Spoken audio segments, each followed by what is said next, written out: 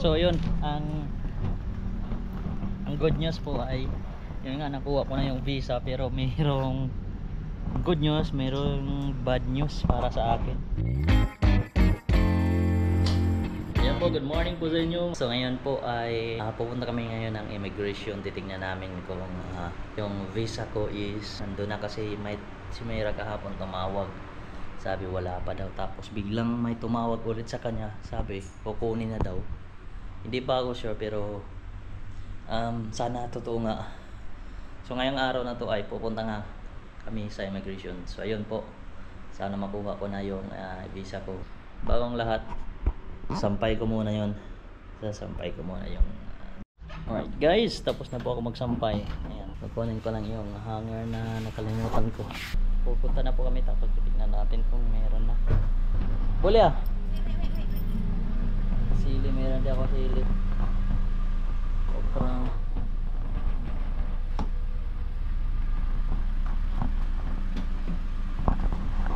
Yung talong,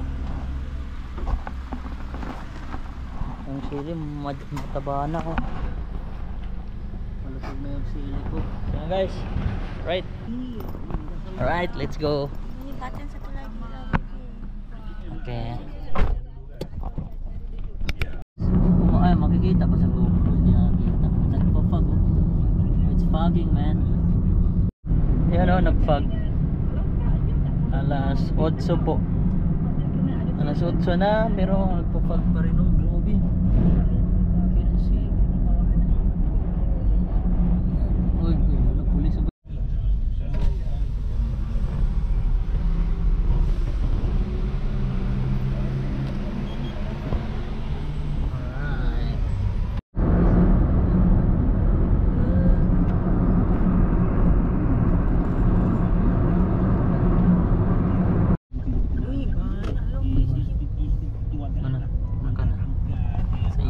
Nandito na po kami sa immigration.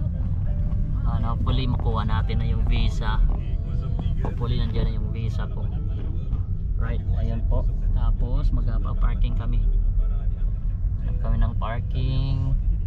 Immigration, yan po. Diyan tayo papasok. Gahanap lang kami ng parking.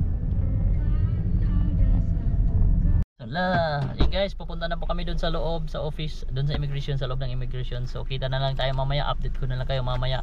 Right po, nandito na po kami sa bahay at hindi ko na po na video kasi may konting medyo sad ako kasi yun, ikakwento ko sa inyo. Siya po ay pupunta na ng work, ako ay maiiwan dito. So yun, ang good news po ay yun nga, nakuha ko na yung visa, pero mayroong good news, mayroong bad news para sa akin. Hindi ko sad ako kasi hindi nga, yun nga, ikaw kwento ba ko mamaya dun sa loob kung ano. Bye bye, pupunta na siya sa work, half day lang siya kasi sinamahan niya ako pagkuha ng visa doon. So alright guys, paalam, take care, bye bye. Thank you. Na siya sa work. Bye. Alright, ayan po, punta na siya sa work. So ayan po, ikukwento ko po sa inyo kung anong nangyari kanina, or bakit hindi ko na video doon. Ang ganun ko, hindi ko na video paglabas namin sa immigration kasi yun nga, I'm so sad kasi ito po, hindi po ako makapag work. Meron pong cooling period. Maghihintay po ako ng 6 months bago ako makapaghanap ng trabaho dito. Hindi ko yun alam, mayroon pa palang cooling period. So yun po, nakuha ko na po yung spouse visa. Ito po yung visa dito. Ito ang long term special visit pass. So kala ko pagkatapos ng pagka makuha na namin yung visa is makapag-apply na ako agad. Meron pa namang naghihintay na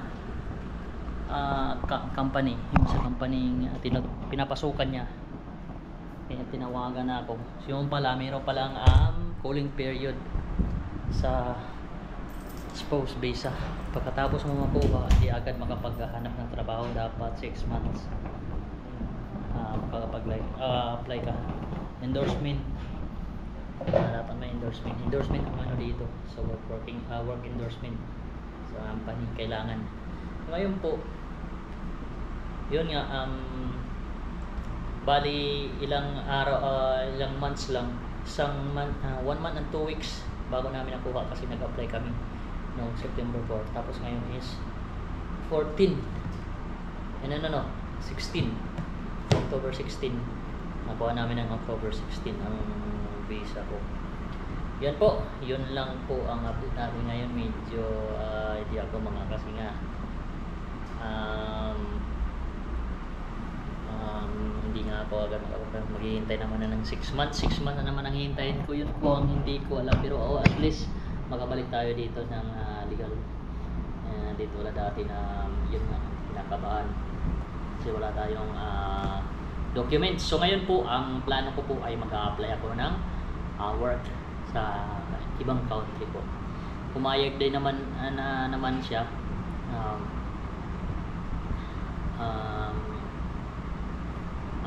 Maka-alis ako ng bansa, makapagtrabaho ko ng iba bansa. So titignan natin kung anong bansa ang ma-applyan ko at malaga maababang proseso pa dito. After 6 months siguro baulik ako dito at dito na ako mag-work.